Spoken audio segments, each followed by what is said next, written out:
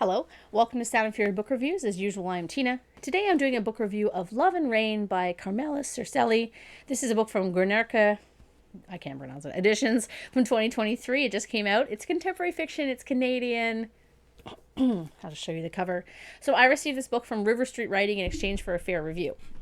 A meditative novel about family secrets, Love and Rain connects the present to the past. So what is it about?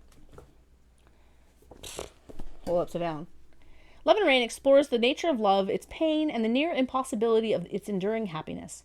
Moving back in space and time from Rome to Montreal in the 60s and 70s, it also traces the individual rebellion and social revolution that marked the FLQ movement in Quebec and the Red Brigades in Italy in the late 1970s. The power of love, music, and politics intertwine in a tale that spells the mysterious alchemy of fate and chance. With its lyrical prose, the novel is perfect if you enjoy the premise of family trauma, politics, and history.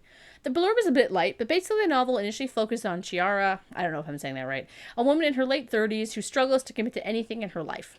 An astounding coincidence provides her insight into the life of relatives she never knew, specifically Francesca, who moved to Quebec as a child from an impoverished area of Italy.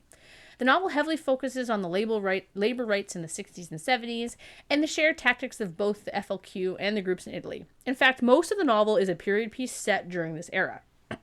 While I knew the basics of the FLQ from school, I knew absolutely nothing about that of Italy. Luckily, the book focuses on the groups from kind of the outside, from someone who wants to be involved but is limited to the periphery.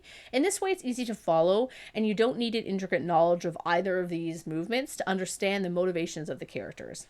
That part was really well done. I completely, yeah, because sometimes you get a history, because sometimes you get a historical fiction, and it really, they really assume that you know what is going on, but this one definitely doesn't. It's not like it holds your hands and explains things, but it progresses in a way that you understand what's happening, even if you don't know, like, the intricacies of it. The novel is also less about that, though, than the family dynamics of Francesca and her sister Nicola. There's also a huge focus on how traditionalism does more harm than good, in the sense of how families limit daughters' agency with sex-shaming, sexism, and fear tactics, and when they do that, it only causes the thing they're most worried about because they haven't given them any information. I am really big on information-based sex education, so for me to read that, I found it incredibly difficult. Not difficult, like hard to read, but I was like, oh, so frustrated for the daughters. And I just feel so bad because I know that people still live under these kind of situations, even in today's society. And I'm just like, just why do you have to like apply such a stringent like purity notion on your daughters? It frustrates me. Anyway, if that kind of thing bothers you, this book will make you more annoyed with that kind of mentality.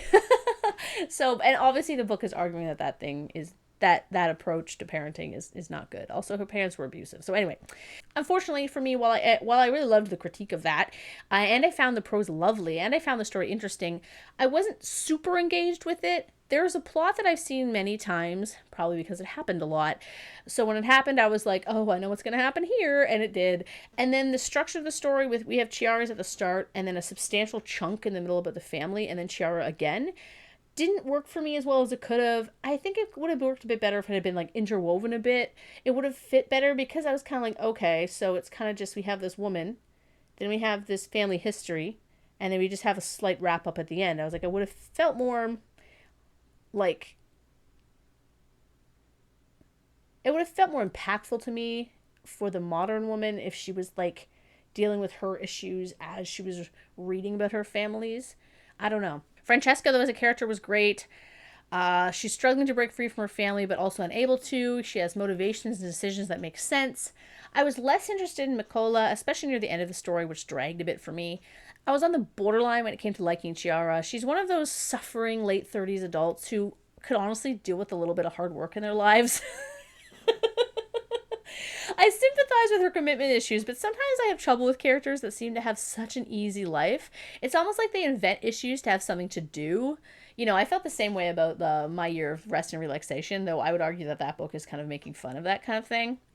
Anyway, if you love historical fiction and or labor movements and are looking for a Canadian book to read, you should totally check out Love and Rain. I thought it was a beautiful book. It's lovely. It is very lovely. And I mean, the things I'm critiquing are just, you know, things that didn't work for me, but they might work really, really well for other people. I'm definitely going to recommend this to some people I know that really love historical fiction. And yeah, the cover's really pretty. I kind of feels like a Monet. So thanks.